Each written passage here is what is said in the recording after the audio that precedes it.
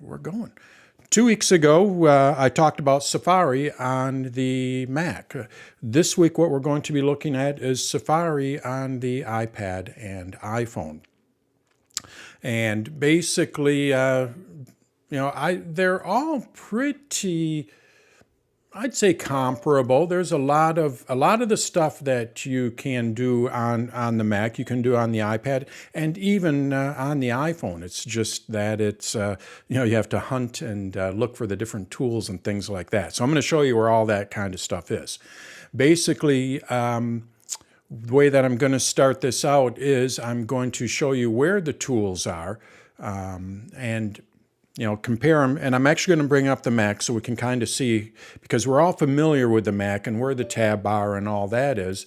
So when we're looking at the iPhone and the iPad, I can kind of show you where all that is. I think when we compare it to, I did this with the Finder and the Files app, when we have something to compare it to, it kind of makes it a little bit easier to find things. So we're going to see how the three different devices compare.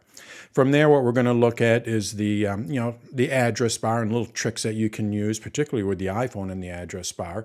How tricks we can use for viewing a web page, including how we can search a specific web page. If you were part of my class a couple weeks ago, I showed you how you can search a specific term in a web page, something that I use really on a daily basis. So you can do the same thing on the iPad and iPhone. Then we're going to look at saving web pages, managing bookmarks, adding to a reading list, and viewing your history, and tabs, and then customizing Safari. So that's going to kind of be our game plan. So let's first see how the tools and everything compare between Safari on the Mac. I know this is for the iPad and iPhone, but we're going to see how it compares on the Mac to the iPad and iPhone, and where these different tools are located. So let's go over to my Mac first, and I'm going to open up Safari. And we're just going to do a real brief, brush through here. And Safari here, what we have. Is my voice delayed, or is it good is it in sync? It's in sync. Perfect. It was out of sync. Perfect. Maybe I got that. Breaking up, though. Your voice is breaking up, Dan. Oh. Is it breaking up for anyone else? No. Okay. It's got to be something on your end. All right.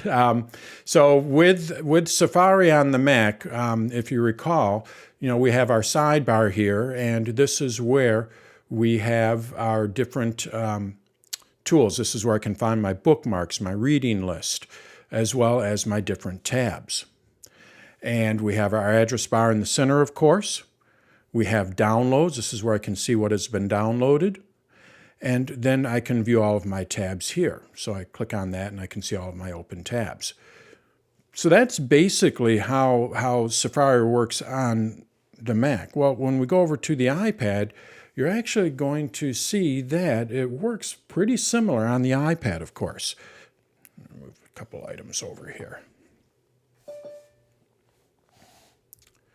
On the iPad, what we have here is our sidebar. And when we go to the sidebar, you're going to see that I have my different tabs here. I have my bookmarks, my reading list, and my history.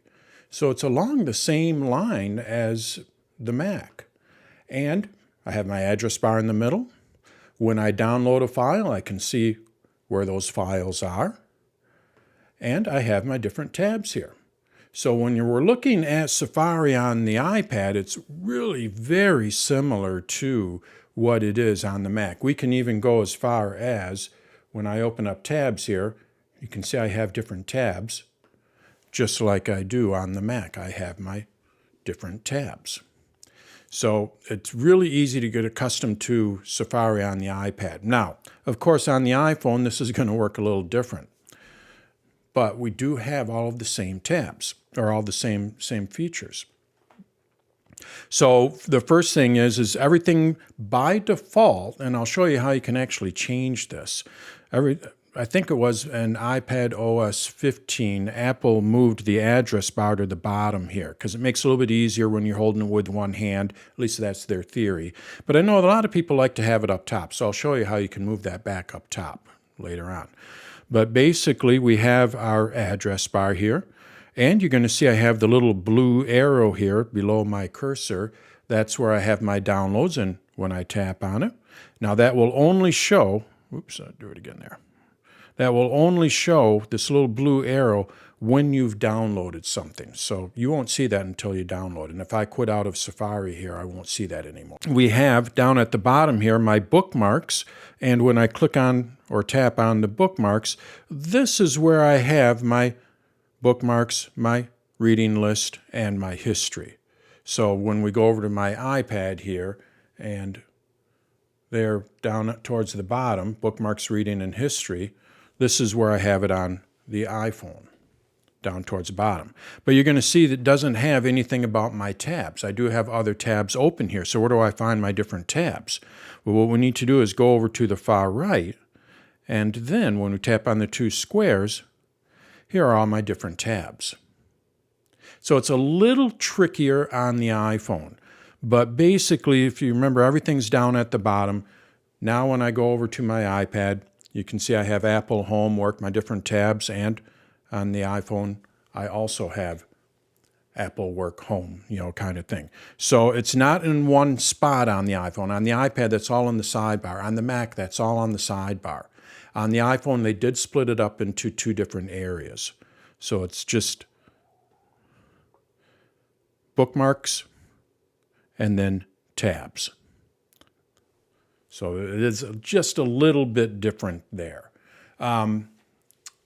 Now, since that's basically how they're laid out and the different tools that we're going to be looking at, and when we go and take a look at these, we'll be looking at that. Now let's take a look at the address bar in detail. I got a cable here that's there. That's a little better. I got to get a longer cable. All right. Let's look at the address bar in a little more detail. We're going to start out with the iPad because I'm going to show you a couple tricks with the iPhone. But we'll start out with the iPad. So when we are looking at, when I'm talking about the address bar, I'm talking about this right up here. This is where we type in our search term. This is where we type in our website.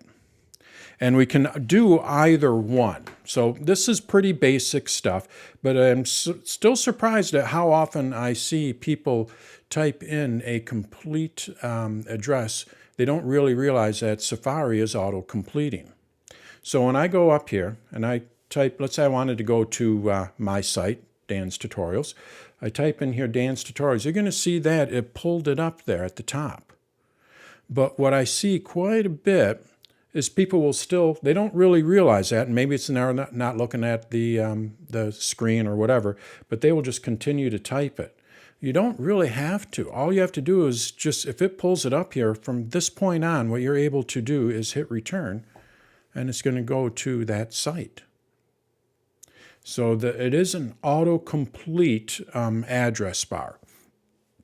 So I can just type in a D, and you're going to see it pulls up my site, because I don't really go to a lot of sites on this particular iPad. But what I'm also able to do is, do a Google search, and I can see what pages I've visited down here towards the bottom as well. So let's see here. Let's go with messages server. So now what it's going to do, because this is not pulling up a website, it gives me the different search options. Now, by default, it does go to Google search. But you can change that. That's in the settings. We can change that to Bing and a couple other ones, DuckDuckGo, which is actually Bing, and there's one other one. And I'll show you how you do that when we talk about customizing Safari. But you can change the search engine if you wanted to. And Bing is actually getting pretty good now that they've incorporated ChatGPT. I'm surprised at how well it does it.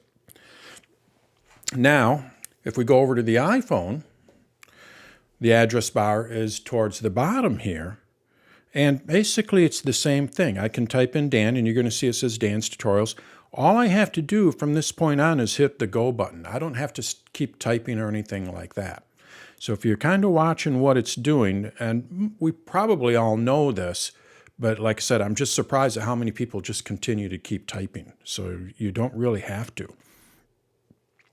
If you want to get rid of your search on the iPhone, what you have to do is just tap on the X here. Whoops. Tap on the X there, and it'll get rid of it. And remember, on the iPad, what we had here is when I do a search, I have my Google search, and I can search on this page. More on that later on. We have that same thing on the iPhone. We do have those different results. So I'm going to go to Dan's tutorials again, and you're going to see that it just basically takes over the entire display. And from here, I can go and tap on a Google search.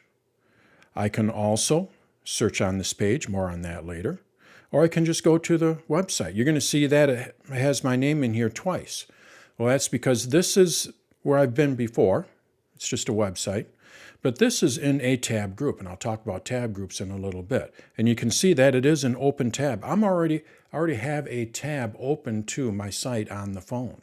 So if I just wanted to go to that open tab, instead of opening up another tab, just tap on that, and it goes over to that tab group, and it opens up that web page.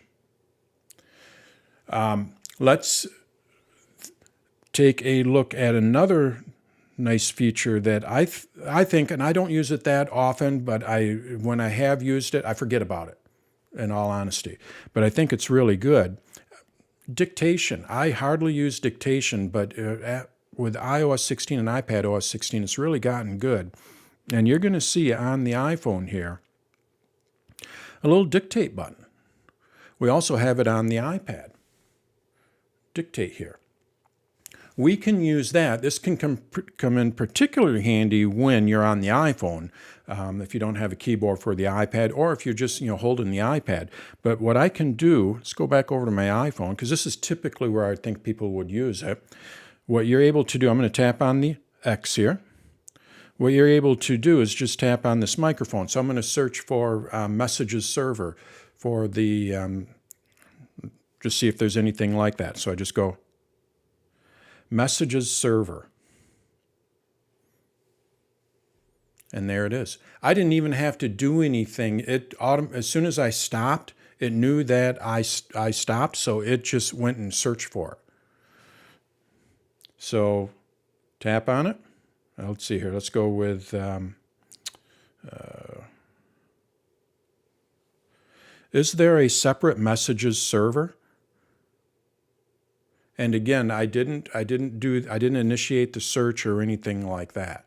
So, excuse me, the dictate can really come in handy, particularly if you're on the iPhone and you're not in a loud environment or anything like that. Just tap on that microphone and say what you want to search for, and Safari will take over from there and give you the results almost instantaneously. All you have to do is just stop talking, and it'll realize that, and it'll give you those search results.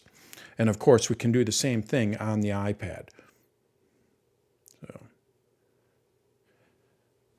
over here, I do have to tap. Oh, let's see here. You're going to see a little microphone here, and it's taking it. You can see it's doing what I need to do. So let's see if I just stop talking.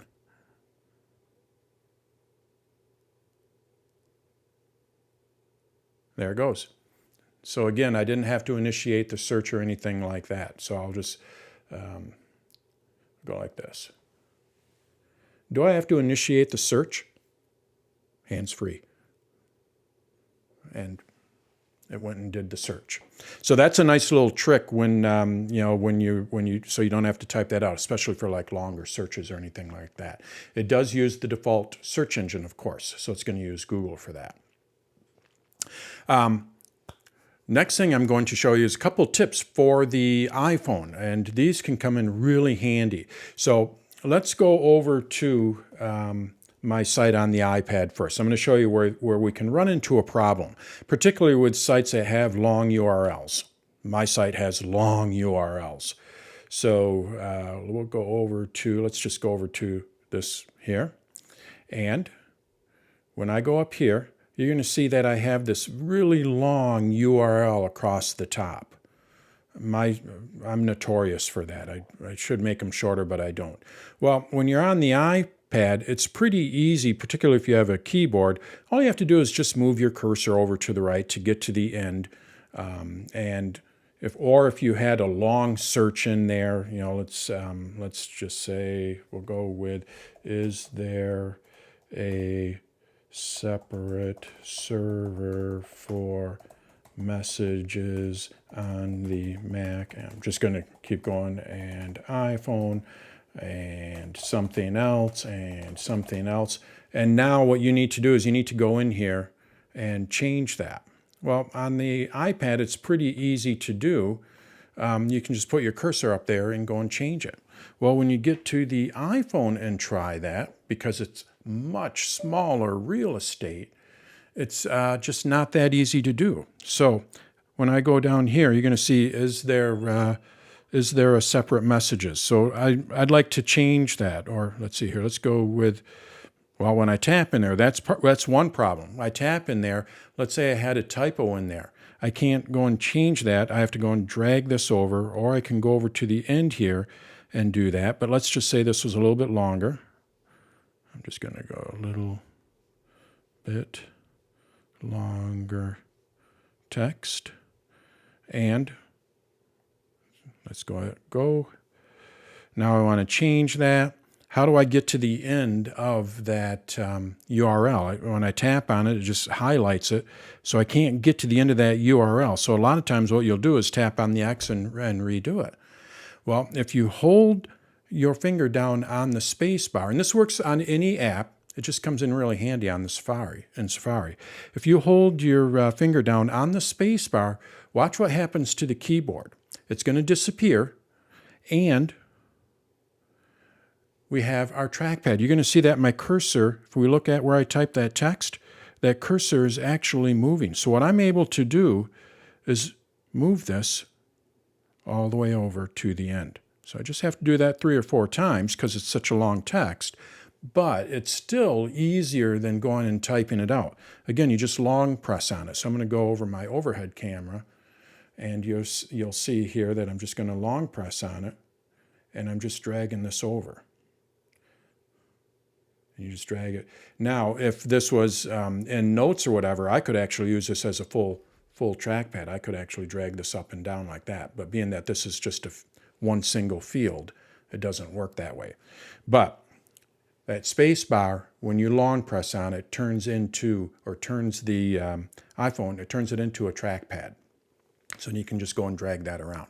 So that's a really nice way to just go and move that cursor. So now when I go out of here again and I need to go and change a word, again, I can't change it, but if I long press, I can go move that cursor to a word that I mistyped or it took wrong. Maybe I used dictation and it took the dictation wrong. I can go and change that really easily now just by long pressing on the space bar. The other thing that we can do with that address bar, since we're talking about the address bar here, is I mentioned that Apple changed where the address bar is back in, I think it was iOS 15. I don't think it was 14, but anyway, they changed it. If we go back over to the iPad, you know that the address bar is up at the top. On the Mac, we know it's up at the top. But on the iPhone, it's down at the bottom. And again, I think the reason why they did this is for this reason here. I mean, I can hold it with one hand and just get to everything. But some people don't like that. They want to have it back up at the top. And you can do that. You can move it back up towards the top.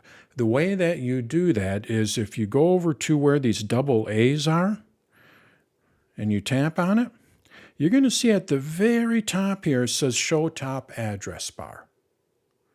Watch what happens when I tap on that. My address bar is right at the top. This is how Safari used to be. So you can put it back up there. So now I have my address bar there. I go and tap. It works the same way. There's one little catch. I'll show you that shortly. But basically it works the same way.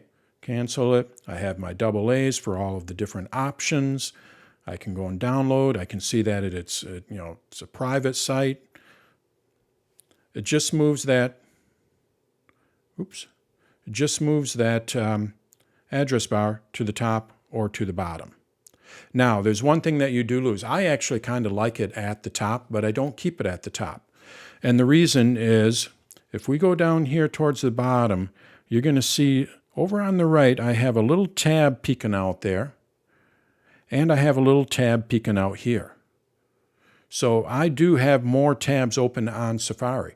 Well, all I need to do is just go and swipe to the left or to the right, and I can switch between those different tabs. So I'm going to swipe over to the right.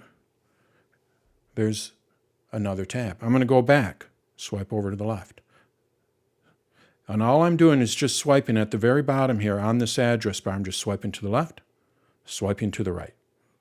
And when I do that, I can go through all of my different tabs. Now, unfortunately, when it's at the top, you can't do that. The only way that you can get around to your different tabs is by going down to these two squares. And now you have to tap on the tab that you want. So it's not quite as easy to switch between your open tabs. And I do that quite a bit. I'll have a few different web pages open. And so when I do have it at the bottom, so I forced myself to use it at the bottom, so then I can just go with one hand and you can just sit here and swipe. And I'm just doing this with one hand. I can,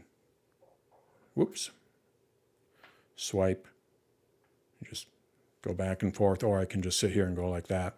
Usually I do use two hands because I have a larger phone, but you can't do that on when it's up towards the top. So you do lose one feature when you move the address bar to the top. So, all right. Any questions on that? We're going to get into the different things viewing a web page, what we can do when we're viewing a web page, such as requesting desktop site, downloading files, change the zoom level, things like that. But before we get into that, does anyone have any questions? Yeah, I do. All right, go Ed. On the thing that you just showed about touching the two A's and that you get another window, am I right? It's not working on mine. Is it? Two A's. Yeah. All you're doing is touching the two A's? Yep, just touching the two A's and you get that little pop-up there. Oh, it's just a touch, don't hold. Okay. Don't hold, yep. Yeah, Okay. it's just a touch. Yep. Yep. Thank you. All right, I heard another question in there. No? All right. Oh, yeah. Okay. How do you get rid of tabs all at once, say on your phone? I will get into that when we talk about tabs. Absolutely. Okay. Yep. All right, thank you. Yep. Yeah, I just put a video out on YouTube and somebody commented, they're like, I just got rid of 450 tabs. They had 450 tabs open or something. Over 400, I know that. So, all right, let's take a look at the different viewing options that we have on the iPad and iPhone with Safari. The first thing I'm going to show you is, if you remember, if you're part of my class on the Mac, what I like to do, let's go back over to my Mac, and I'm just going to go to Wikipedia here. You know, one of my favorite things to do when I'm browsing around, if I'm at a news site or, here, I think I was at Yahoo when I demonstrated this. So I'm at Yahoo, and what I would like to do is look at this page, but I don't want to look at it right now. I want to open it up in the background, and the way that I do that is you control click on it, hold down the control key, and you can open it up in a new tab. Or what I do is I hold down, I hold down the option key, and when I do that, it's command key, I'm sorry. I hold down the command key, you're going to see that it opened up in the background, but it didn't switch to it. So what I'm able to do is just kind of go through here and click on different links, and now I can go and view all these different pages. I like to do that. That's how I basically will browse around when I'm looking at news sites or anything like that. Well, we can basically do the same thing on Safari with the iPad. And let's just go back over to Yahoo again. And let's just say I wanted to look at this page here. Now I do have a keyboard. So being that I do have a keyboard, I'm going to show you how you can do it when you have a keyboard and when you don't have a keyboard. If you have a keyboard, just like with the Mac, I hold down the command key and it opened up in another tab, but I can get to it later on. I can read it later on. So I can just kind of sit here and scroll through and click on the ones that I want. And now I can just go through the different articles as I want to read them. But if you don't have a keyboard, how can you do that? Well, all you really have to do is long press on it. So I'm going to long press on this link here. And when you long press on it, first of all, you get a nice little preview. But also what you can do is open it up in the background. That's what if I go to open, it's just going to open it up. That's not what I want to do. I like to put it in the background. So I just tap on open in the background, and now it just opened it up in the background there. So I can keep going here. Open in background. Seinfeld better be number 1 on that one. I'm a big Seinfeld fan. And so you just sit there and open in background, and then it puts them in the background there. We can do the same thing on the iPhone, and it works exactly the same way. What we do is we long press on it, and it doesn't matter where we are. I'm sitting here in Google, and maybe I search for something, and I want to look at a few of these. All I have to do is just long press on it and open in the background. Long press, open in the background. Long press. So let's say I was looking for something for Tom's question before we got started. What I could do is just sit here and find different pages. And now that I have those different pages, since my address bar is down at the bottom, all I have to do is just swipe. There's the first one. There's the second one. There's the third one. And all I did was just long press on it and open it up in the background. So it's a way that you can kind of queue up your web pages that you want to read. Next thing we're going to look at is how you can zoom in and out. Pretty simple. It's these 2 A's, as you can imagine, 2 A's down here. And all you have to do is just tap on it. And you're going to see down here at the bottom, right now I'm looking at it at 100%. All I have to do is just tap on the left to make it smaller, the right to make it larger. So I just can see it's getting larger, 150%. It only does this for this particular web page. So when I go to another web page, that is still at 100%. So it only does it for the one particular web page. And what you are able to do is go to website settings here and save that. So if I go back over here, you can kind of see how that swiping between the tabs comes in handy. When I go back from my double A's, this is the one that's 150%. I can go to website settings here and change. Oh, maybe I can't. Maybe it's only on the Mac. I thought I was able to set the view. I think I can set the zoom that must be in the settings. Let's go over to my settings. I'm jumping ahead here, but I want to see if this is where it's at. And page zoom. Oh, there it is, yeah. So it does save it automatically. So whenever I go to that web page now, it's always going to, or that website, it's always going to be at 150%. Stack Exchange is always going to be at 100%. So we can go and adjust that. Let's put simple texting back. Let's bring it to 115%. Anytime I go to that website, it's going to be at 115%. You can remove these as well, edit, and clear all the settings, or you can just clear. Let's see here, clear all settings. Oh, it looks like it cleared all of them. But anyway, that's how you can set the zoom level. You can see I cleared it, so now it's at 100%. And when you do change it, it does remember it. On the iPad, it's basically the same thing. We just go to our address bar here.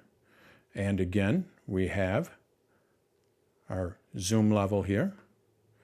And when I go to my settings, I was on Yahoo there. So when we go to, when we go to Safari settings, you are going to see page zoom. Doing this with my left hand.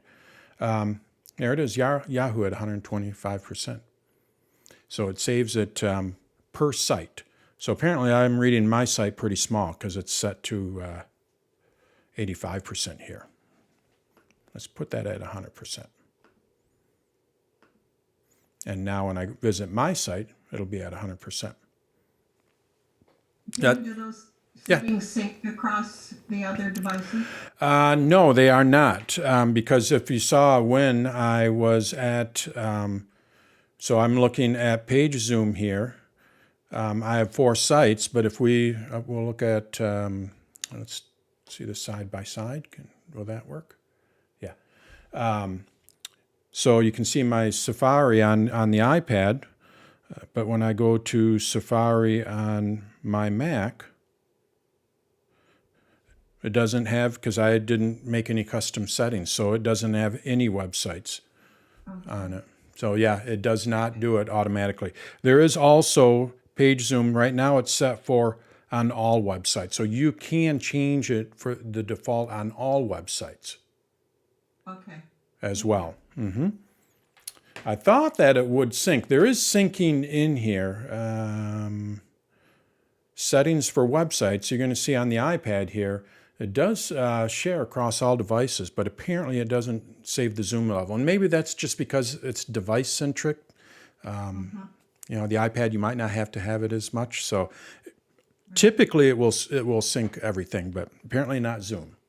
So When you saved in the background, does that allow you to look at those sites that you saved in the background when you're not on Wi-Fi? no, that is, you'll use reader mode for that, and I'll talk about that shortly. Okay. Yep, Okay.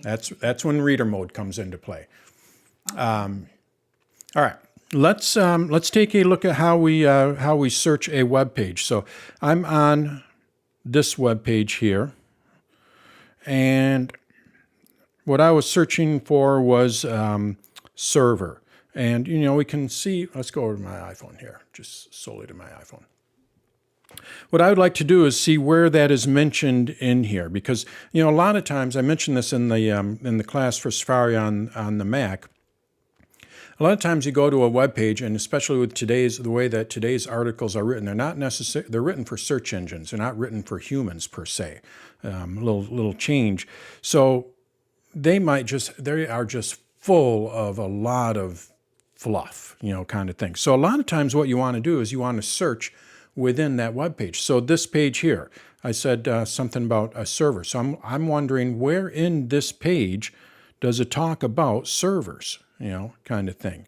So the way that you do that, search a web page, search for text within a web page, is you go down to the address bar here. And when you tap on it, it opens up.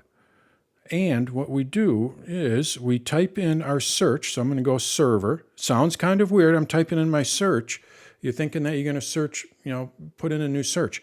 But if we look here, you're going to see it says on this page. So now what it is doing is it's searching that page for the word server, and it's not there. It says no matches. So let's try a different one here. Can I send? Let's just get something else here. Server text messaging. Right? And let's just go to this one here. I have no idea what this is. And I can see servers right there, but let's just say I can't find it. There's a lot of stuff in here. I want to search this page. Where is it? I just go to the address bar. I type in server, and then we go over to find server. You're going to see it's mentioned 12 times on that page. So now I tap on this. It brings me back over to that web page, and it's highlighting wherever that word is. So now what I'm able to do is kind of search. This is great for Wikipedia as well. Sometimes those articles are really long and you're just looking for a little snippet of information. That's basically how I would use it. Well, when you go to Wikipedia, you can actually search that particular web page. You just have to go back to the address bar, type in what you want to search for, but don't hit go. What you want to do is you want to hit search this page. On the iPad, it basically works the same way. If you have a keyboard, you can use Command F. So I see there's a Taylor Swift here. So let's just say I was looking for an article on Taylor Swift. So I'd type in SWIFT, and you can see it did pull it out, much like the Mac, Command F. But let's say you have an iPad that doesn't have a keyboard. So how do you do that? Well, basically the same way. We go up here to search, and I'm going to type in Swift, and then down towards the bottom we have on this page, and there are two matches. Tap on it, and there it is. So it's pretty simple to search a page, but it's not necessarily intuitive, is what I'm trying to think of, because you go back to the address bar and you search. So another thing you can do with the iPad and the iPhone, Apple introduced this a couple of years ago. They call it desktop class browsing. Now, what that means is if you're using iOS, I don't know, 13 or 12, I don't know exactly when they introduced it, but it was several years ago. If you're using an older version of iOS, Safari was a mobile version. And this caused problems for some sites, particularly like banking sites, financial sites. Most sites these days are what they call responsive, like what my site is responsive. And this is how most sites are. If I go back to my Air, I'll show you exactly what I mean. When I drag this window smaller, watch what happens to this website. You can see it's being responsive to it. And it changes the layout based on how wide that window is. Well, some sites are not that way, and particularly like banking sites and all that, because they don't change those that often. So what will happen is the site will look at, excuse me, the site will look at your iPad or your iPhone, and it's going to say, hey, you're on a mobile device. We don't support mobile devices. And then you can't use some of the services. So what you can do, the Safari on the iPad and the iPhone are desktop class browsers now, but you have to tell it to use that desktop class site. So it's not something that you'd use that often, but it is something that is there. So when we go over to my iPad here, and I want to say Wikipedia, maybe they changed it. They had two different sites. They had a mobile site, and then they had a desktop site. So right now, by default, theoretically, I'm looking at the mobile site. So it could be a little bit different. Maybe some of the features are missing on it.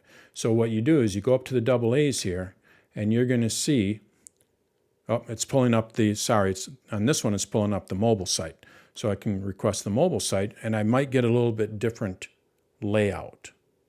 On the iPhone, when I go to a site, let's go over to my banking. Like I say, it's usually banks.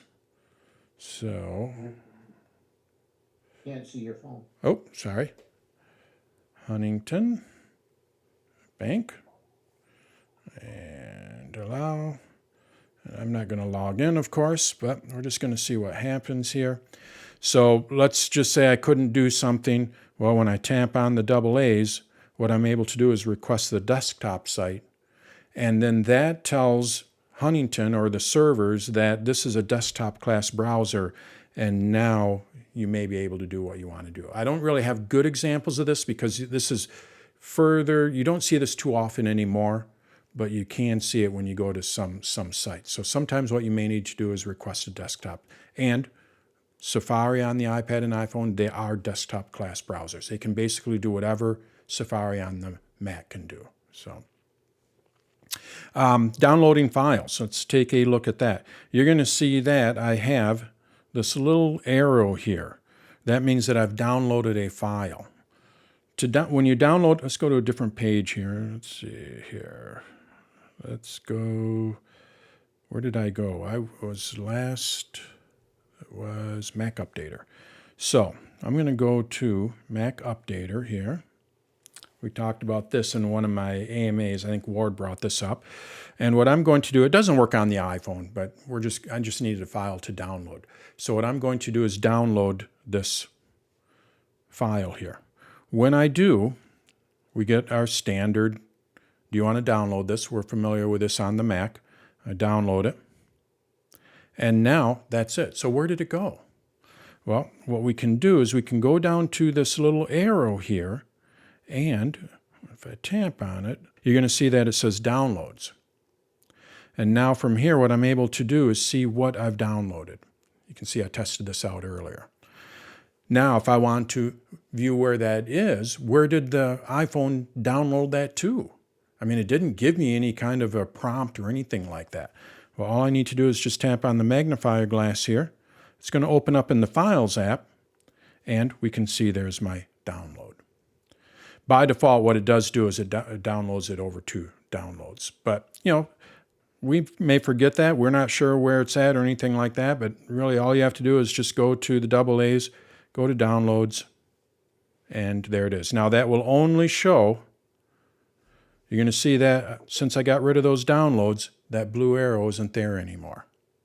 So it only shows, recent. If I were to close out of this session, it wouldn't show anymore. But if I go and download this again, download, you're going to see that. There it is again. I can tap on it, go to Downloads, tap on the magnifying glass, and there it is. The iPad basically works the same way. So let's just go to Mac Updater. That's a good, works every time. We like that. Oops, that's not it. Mac Updater. And, let's see here, the core, that one there.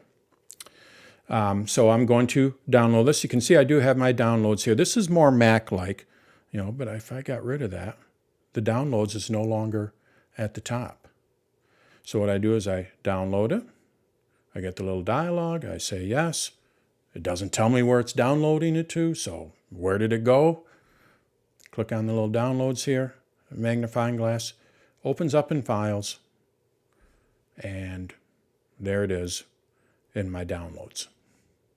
Let's see if there's a setting for this. I don't know if there's a setting to where it downloads files automatically or not. Downloads, there it is. So you can set, just like with the Mac, you can set where downloads are going to. By default, my downloads are going over to my iCloud Drive into my downloads folder, but I can change that. My guess is probably most people are going to be on the iPad or something like that. Here's where you can set where you want, how soon you want it to remove the download items. So remember I said that it would remove those? So mine removes it after 1 day. So you can kind of have it immediately, manually, so then you'll get a long list, or just after 1 day. And the iPhone is basically the same thing. You just go to the iPhone settings and you're going to have the exact same setup there. So, all right, any questions on that? I'm going to get into reader mode, and then we'll look at saving web pages, because I kind of think this ties in with that. So any questions on those before we move on to the next topic? Yes, I do. Because I accidentally came upon that about 2 weeks ago, and I didn't know I downloaded one, so I thought I'd hit download again on my iPhone. Yeah. So then I found and then I tried to delete one of them because there's a duplicate. I tried to figure out how I can get the delete to come up. Delete the actual file because you had a couple duplicates? Yes. Okay, so that would be in the Files app. So that has nothing to do with Safari, but what I would do is I would go to, and I have a couple of duplicates here because you can see I downloaded it twice, but basically if you long press on it, there's delete. Okay, because I tried to long press on, I thought, then it downloads and it wouldn't delete. I thought, crap, how do you do it? Were you trying that in Safari itself? Or in... I used DuckDuckGo and it was on my Okay. All right. But yeah, once it's in the Files app, you just go over to the Files app and delete it. So. All right, let's take a look at Reader View. And I'm not going to cover a lot of this because about 4 weeks ago I had a class on this. But I do want to touch how it works on the iPad and iPhone, because it is very powerful and comes in really handy. So with Reader View, let's go back over to page here. Let's see, what do we got here? We'll just go with this one here. I don't know what this article's about. Interior design. That's probably a little safer. never know these days with what's on the news. So I want to read this article here, but you can see, especially with Yahoo, all the what I call noise. You've heard me say that before. So with Reader View, as you know, basically what I'm able to do is go up to the double A's here and show reader. And when you do that, it takes all of that noise out, like I said, what I call noise, and now you can just easily read that article. Tap on the double A's, hide reader, it brings you, excuse me, it brings you back. With the, when you go into Reader View on the iPad, you can also change that background color. So you're going to see that I can change the color of that as well. And you can set it to use Reader automatically for that specific website. You can do this on the Mac as well. But basically, every time that I go to yahoo.com, if I turn this on, what it's going to do is go to Reader View. So if I go to another article, let's just go to this article here. This is on Yahoo, so I'm going to refresh it. It goes into Reader View automatically. So it's a great way of reading articles. Now, this is separate from the reading list, which someone asked about when you download. Can you read it offline? That's the reading list, which I'll talk about next. But let's look at this on the iPhone. Yeah, just a second. When you went to reading, how did you get it to all the time? So what you do, I'll show you on the iPhone, because it works the same way. Let's go to Yahoo here. And, Yellowstone discontinued. I do like that show. Now let's go over to, find a decent article here. Okay, so let's just go with this one. Well, it's not a decent article, is it? Yahoo.com. Yeah. It doesn't matter where you go, so let's just go this one here. Essentially what you do is when you tap on the double A's down at the bottom here, or if you're on the iPad, you tap on the double A's, you're going to see website settings. And website settings is where you can go and tell it to use it automatically. So this is for that website only. So this is only for Yahoo. If I go to Wikipedia, it will not open up in Reader View automatically because Wikipedia isn't set up for this. So Perfect. Thank you. Yep. So that's where you set all that up. And if you notice, it did sync. Those are the settings that sync. So I set Yahoo up on my iPad, and it went over here to my iPhone, and it went into reader mode automatically. So those are one of those settings that do sync, that reader mode kind of thing. And I think it works really good. It doesn't work for every website, and it sometimes it might strip out, particularly videos. It might strip out a video.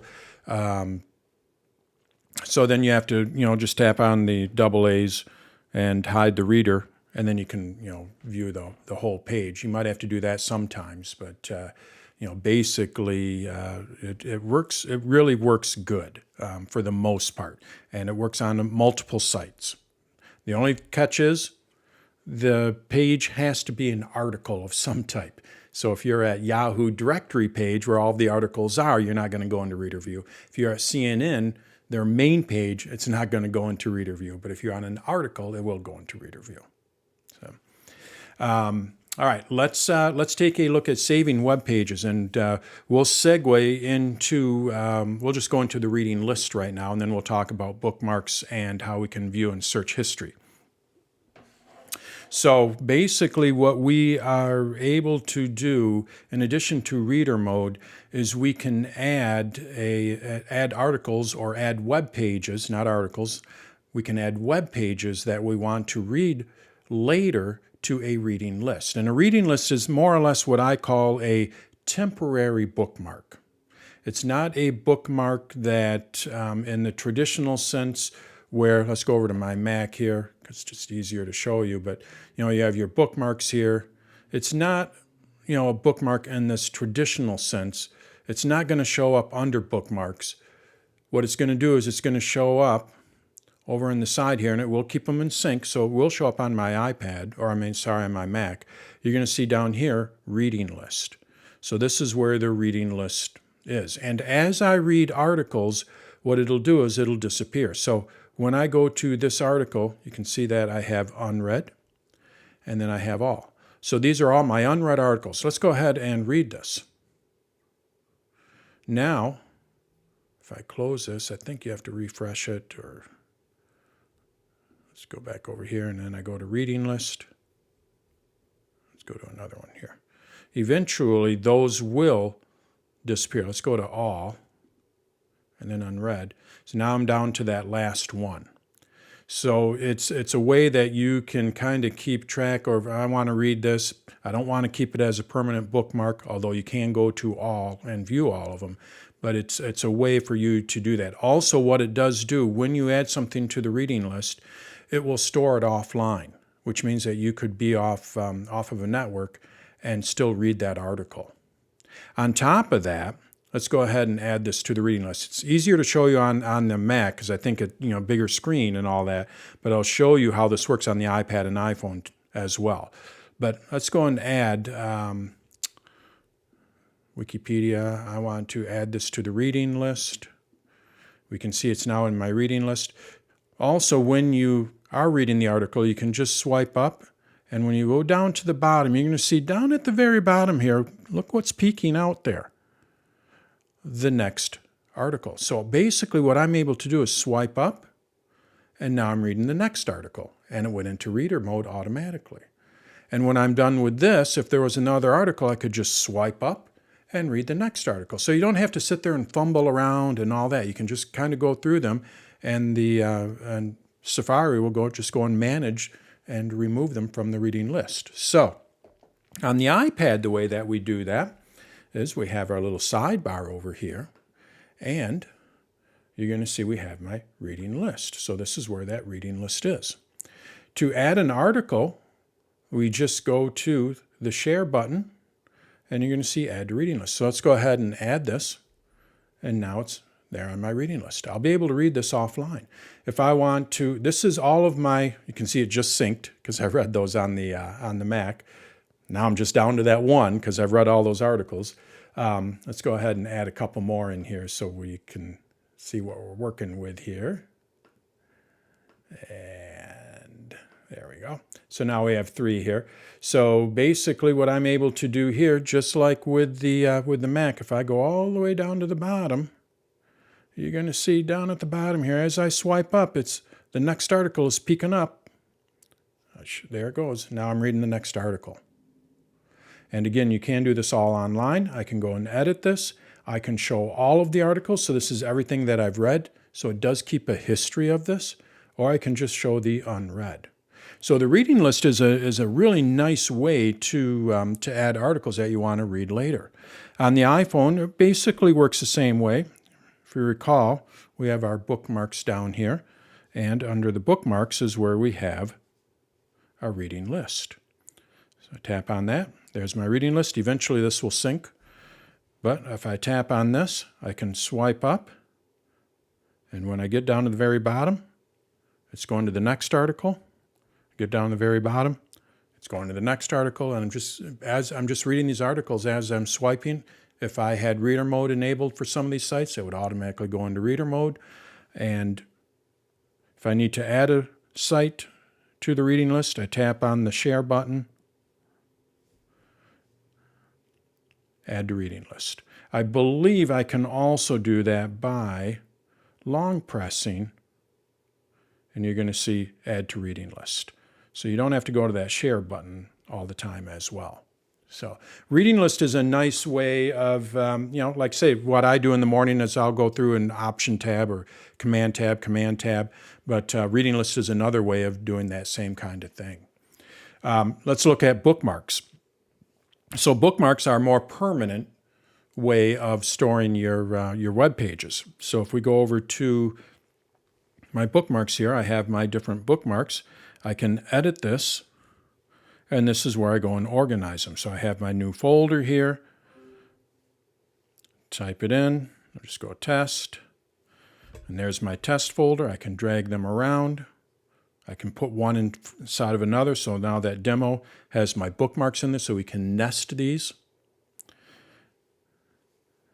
And if I want to add an article to or a web page, what I would do is long press, share, and I believe it's in here. Nope.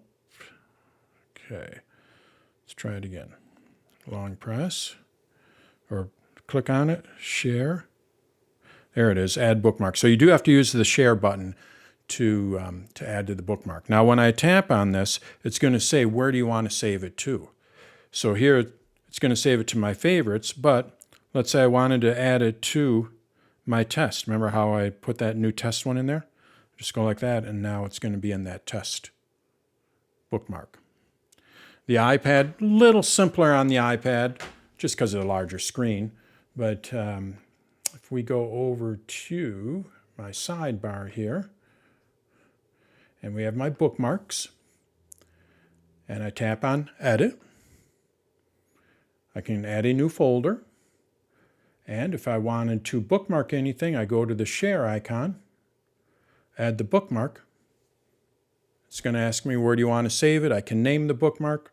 Right now, let's say I didn't want it in there. What I want to do is put it into my demo, and now it's going to go into my demo. Your bookmarks will sync, so eventually my test will show up here as well. So you can manage your bookmarks, on both devices as well.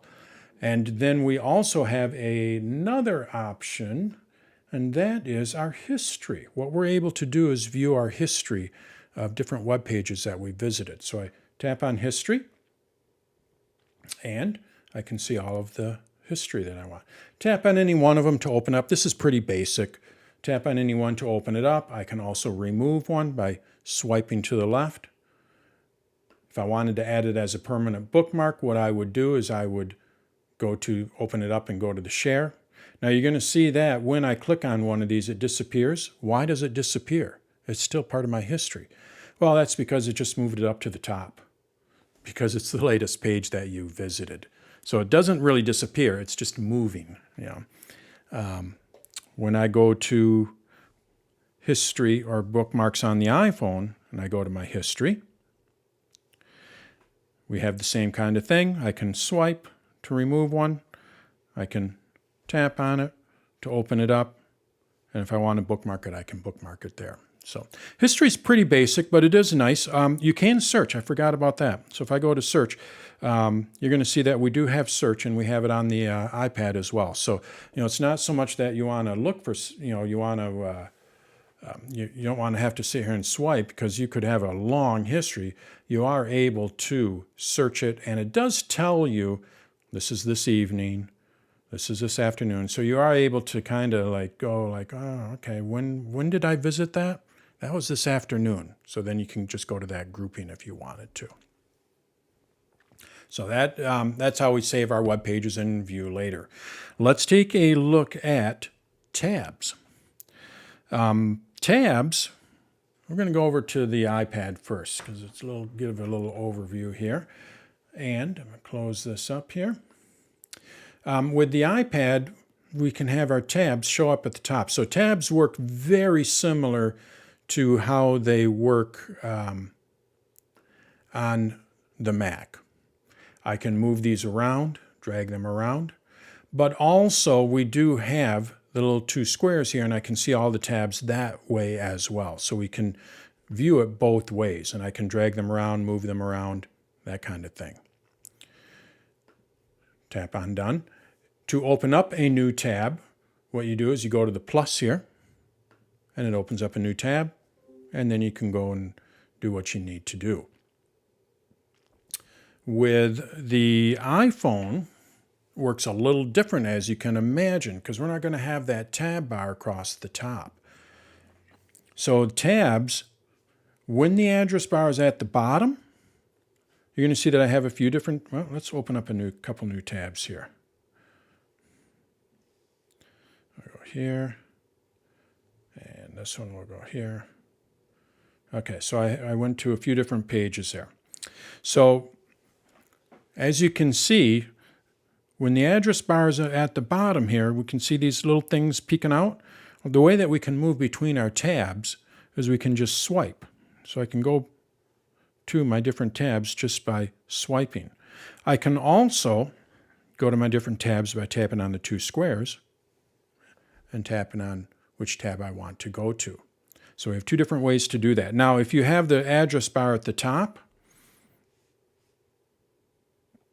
get out of reader view and show the address bar at the top. I can't swipe. So the only way that you can go to your different tabs is by tapping on the tab button at the bottom. So if you like your address bar at the top, you're not going to be able to go between your different tabs.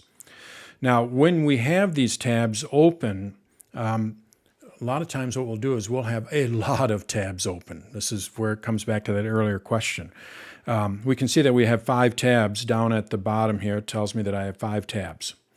So what I would like to do is close all of these but one. So I want to close all of them but this one here. If I long press on this, what I'm able to do is close the other tabs. So then it'll keep just that one tab open that I long pressed on, but it's going to keep or close all of the other ones. Now this is only within the tab group, and I'll talk about groups because we can group tabs. But so this tab group has 5 tabs in it, and basically what we're able to do is just go and close those. If I'm looking at all of my or my web page here, and I long press on the tabs down here in the lower right hand corner, what I'm able to do is close all of my tabs. Remember that last one was close all of them but the one. This is how we can close all of our open tabs. If we go to the iPad, we have the same thing. I can tap on the 2 squares here, and I long press. I can close the other tab, so it's going to close all of them but this one. Or if I tap on done and I long press on these 2 squares here, I'm able to close all 10 tabs. So it's just going to close all of them, and I'm just going to end up with a blank start page. You can also have Safari close them automatically for you. And the way that you do that is you go over to Safari settings. So I go over to Safari here, and you're going to see an option in here for, somewhere in here, oh there it is, close tabs after 1 month. So I have my tabs closed after 1 month. So if I've not visited the site, and that's the criteria, the last time you visited the site. So if I have not visited the site after 1 month, it's going to automatically close that tab. So you can set it for 1 day, 1 week, 1 month. I think 1 month is pretty good. That's typically what I will do, but probably in all honesty, I could probably make it to 1 week if you want to keep those tabs closed and all that kind of stuff. So the iPhone, same kind of thing. You can just go to Safari settings and set exact same thing up. So tabs are also where we have our tab groups. So what we are able to do is group different tabs together. So I'm on the iPad here. Let's go to Safari. This is something that they introduced, I want to say 2 years ago. And you're going to see that I have these different groups here. These are tab groups. So when I go to Apple, what I'm able to do is open up all different web pages that are related to Apple. And then I can go over to Home here, and these are all personal websites. I can go over to Work here, and these could be all another set of websites that are all related to whatever I want it to be here. So that's basically how tab groups work. We can move tabs from one to the other. So let's go over to Apple here, and let's just say this tab was really supposed to be in my work. So I can go to Open in Tab Group. I long press on it, and then I just say Work, and it's going to move it over to Work. You can see I'm over at the Work tab group. So we can move these tabs between the different groups. To create a new tab group, you just go up to the plus here, and you can create a new tab group. That's really the basics of tab groups. So what you'd really do is just kind of keep all of your different websites together that you're browsing around into different groupings per se. Now we also have just our 10 tabs up here. This is our, if we're not using any tab groups at all, this is just our standard Safari. They're not grouped anywhere, so I can go here, and here are all my tabs. So let's just say I wanted to move this one to a tab group. I can move it to a tab group. So this is not in a tab group at all. That's why it says move to a tab group. So I just go over here to home, and now that web page was moved over to home. So it's now in a tab group. Now when you do close a web page in here in a tab group, it doesn't bookmark it. So what it will do is it'll remove it. So don't think of any websites that you have in these tab groups as permanent. They're not permanent. What they are is, just kind of grouping them together, but they're not bookmarked per se. Yeah. We have the same thing on the iPhone, of course, and the way that we get to our tab groups here is we have to go to our tabs. So now what I do is I go to tabs, and you're going to see down at the bottom 5 tabs. Tap on it, and here are my different tab groups. I can go and create a new tab group. I can switch to a tab group. I can move this, long press it, and I can move it to a tab group. So it works basically the same way. But you just have to get at it through this little tab thing here. Now this is also where we have our private windows. So when I tap on these 2 squares, let's see here, you're going to see, let's start over here. When I tap on these 2 squares here, and I always have to double check this. It's not so easy. Let's go over to the iPad first. It's probably a little easier on the iPad. So we know that Safari, oops, wrong one. We know that Safari can, go incognito. That's what Chrome calls it, incognito. It's a private web page. It doesn't keep as much information as what a normal web page does.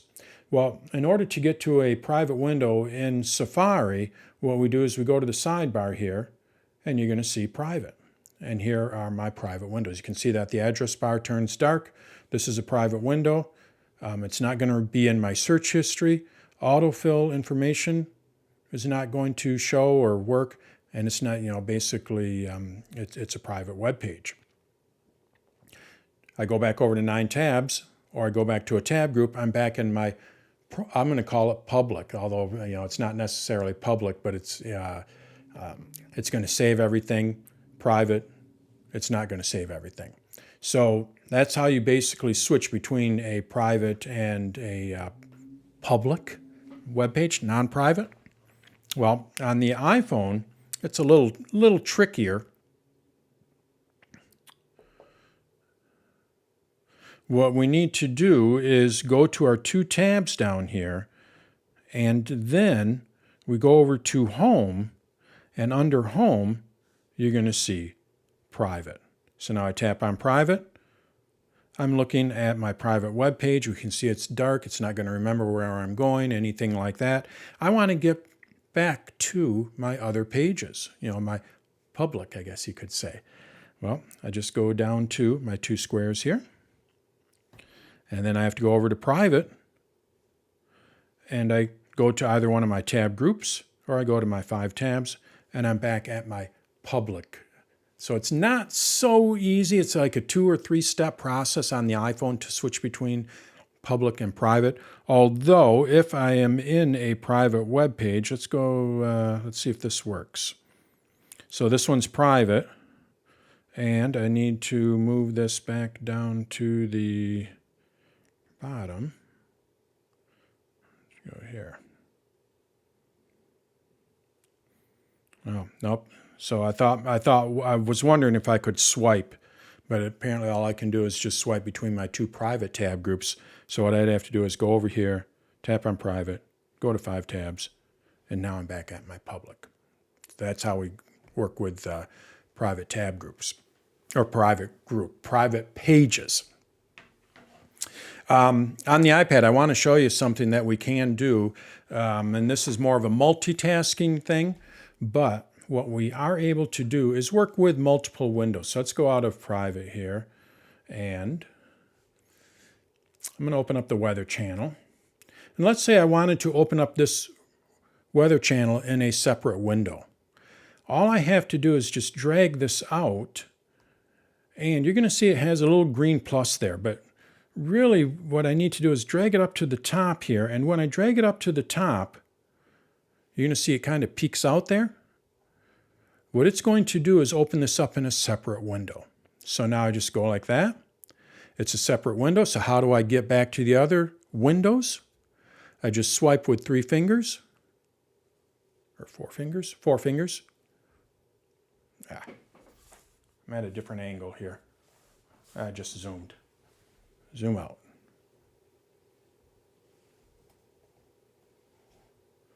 Or I can just use we'll just use that. You can swipe, but I'm at an odd angle here. But basically, you're going to see I have Safari here, and then I also have Safari here. So I have 2 different windows here. And you can even go as far as opening them up side by side. So let's say I wanted to have this one open side by side. I drag it out, and now they're side by side. So you can, at least on Safari, open them up in multiple windows just by doing a little bit of dragging. Close it, you just take this little vertical line here and go. Whoop. Anyway, again, it's not my touch. There it goes. Drag it out. My touch isn't working on that too well. So that's you can work with multiple windows in there. I also want to mention that with this tab bar up here, you can turn this off if you want. And I don't know if it's on by default or not. So if I go to my Settings app and I go to Safari, on the iPad here we have a separate tab bar, or what we have is a compact tab bar. I like the separate tab bar. This is when Apple was experimenting a couple of years ago, and they got some pushback. They were really trying to see where they could go with Safari, and took it a little bit too far. But basically, if you want to see what they're experimenting with, you can go to the compact tab bar. It gives you a little more real estate because all the tabs now are across the top here. But it put the tabs above the address bar, right? Oh no, the address bar is right here. Anyway, as you can see, I'm a little confused by it, and I think other people were too. But if you want to try that out, I think they turn that off by default. But you can customize that by going to separate tab bar and just kind of see what Apple was playing with there. Dan, how do you get out of private in Safari on the iPad? On the iPad, what you'll do is go up to the sidebar. Oops. Okay. And then you're in private, it's probably highlighted. So what you want to do is just go above it, go to your other 7 tabs, 3 tabs. You'll probably have a different number there. I have no tabs above it. Okay, so then go no tabs. You just don't have any tabs open. What's that? All right. Okay, I'm out of it. Yeah. Thank you. I got Yeah. it. And I say the iPhone is even a little trickier than that, so that can get tricky. All right, let's look at customizing Safari, and then we can call it a wrap. So customizing Safari, a lot of it is in the settings, but before we go to that, what you can do is customize the start page. So here, this is the start page. And if we go down to the bottom, you're going to see we have edit. And from here, what I'm able to do is set what I want to see on this page. And I can also rearrange them as well. So just move them around, turn them on and off. And it does sync across all the devices. So you can set it up on one and then use it on another. On the iPhone, it's basically the same thing. So we have to open up a blank page. So here's my blank page. Whoops. Going back. HUD reader.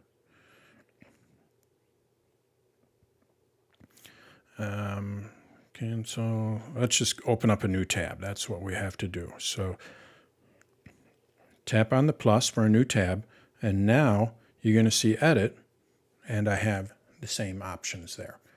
And like I said, it will sync. You, sorry. You can also set different start pages for different tab groups. Now this can come in handy when if you start using tab groups.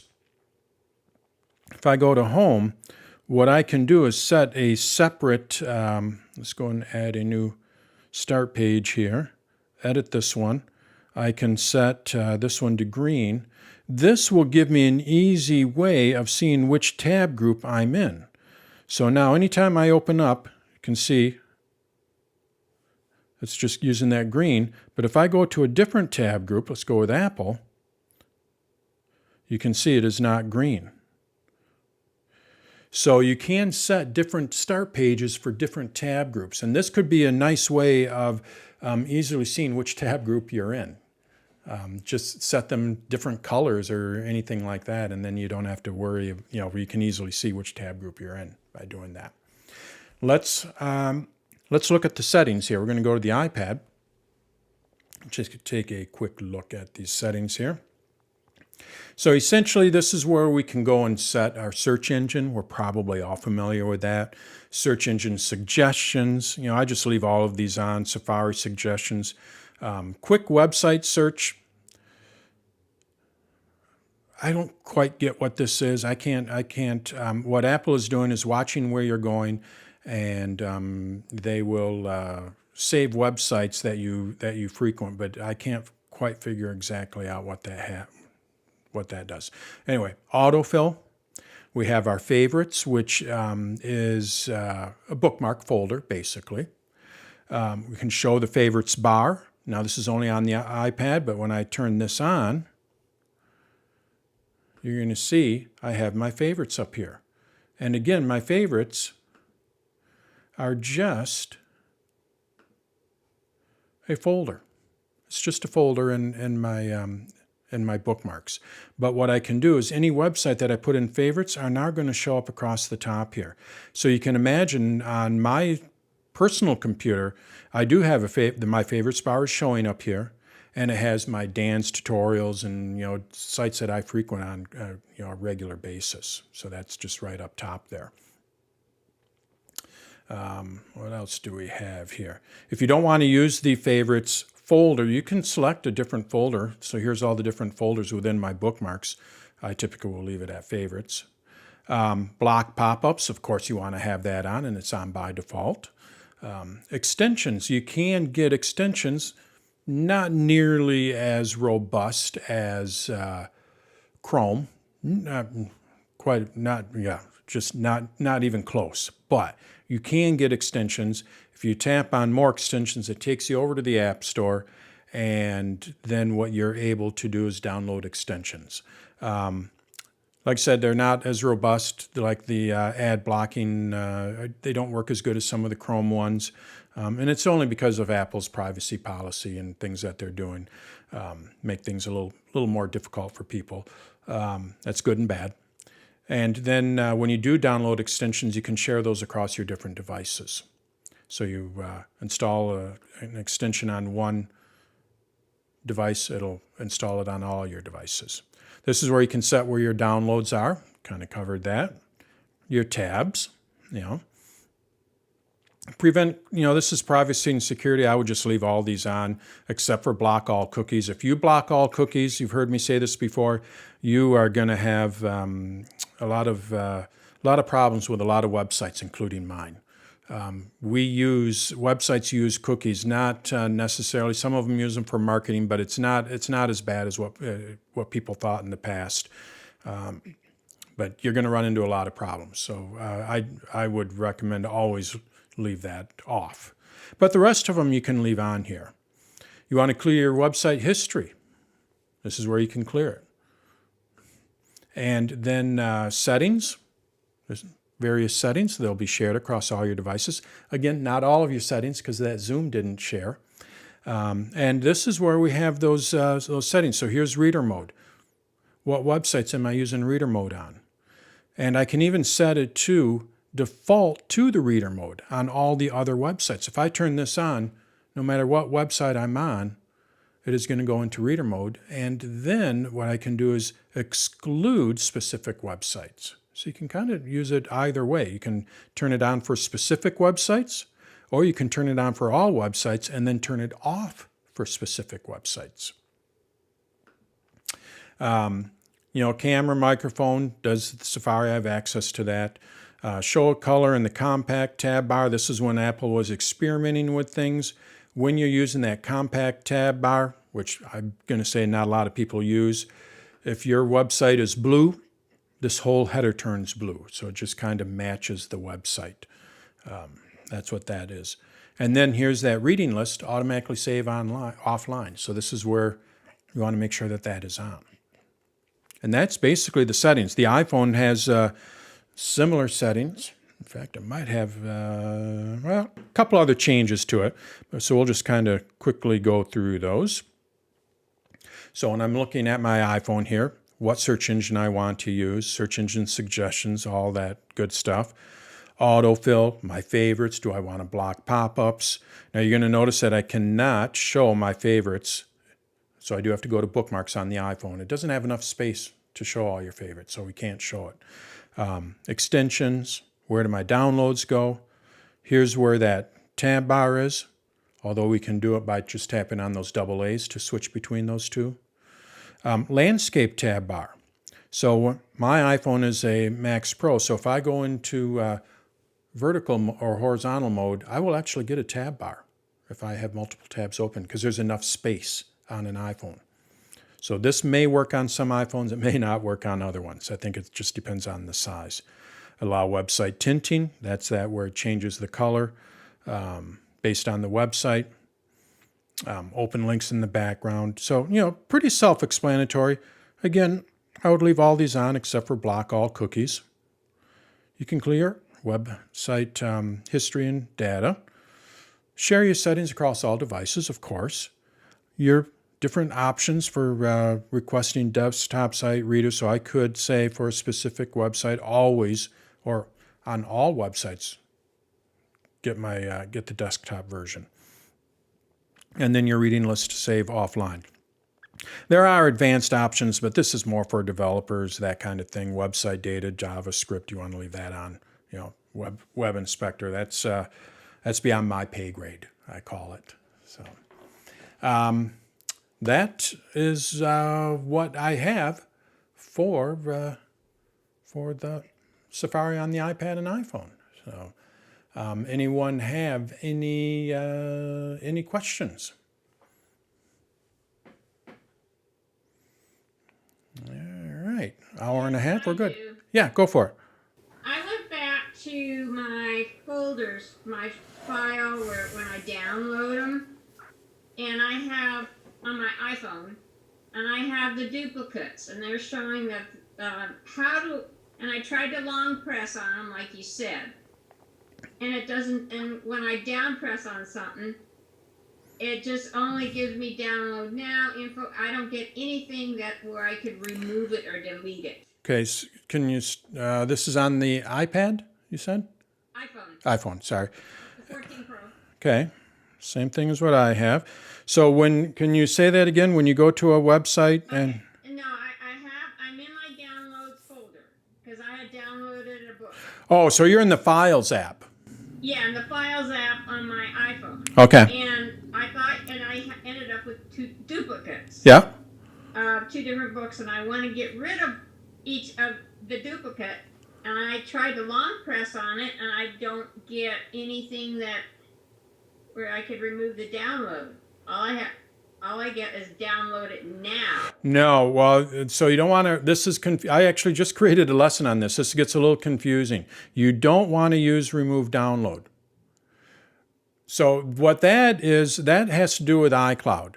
So this file here is in iCloud because my downloads is in iCloud, and it's on my iPhone. So it's taking up space in iCloud and on my iPhone. Well, what I can do when I long press on this is remove that download. So it's going to remove it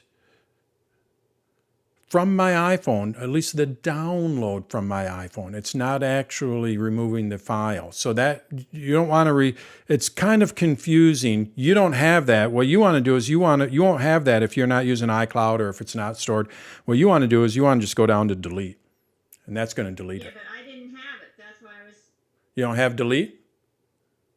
Well, if she's in the files, Oh, okay, I'm sorry. It's there. It's tap there. on it. It's there. Yep. I didn't go down far enough. Sorry. Yeah, so sometimes it'll get buried. Yep. Okay.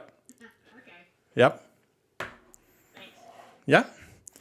All right. Well, let's call that a wrap. We're going to meet up with a couple of friends and have a couple of beers. So thank you, everyone. Sorry about the little hiccup there, but yeah, things happen. No, So. just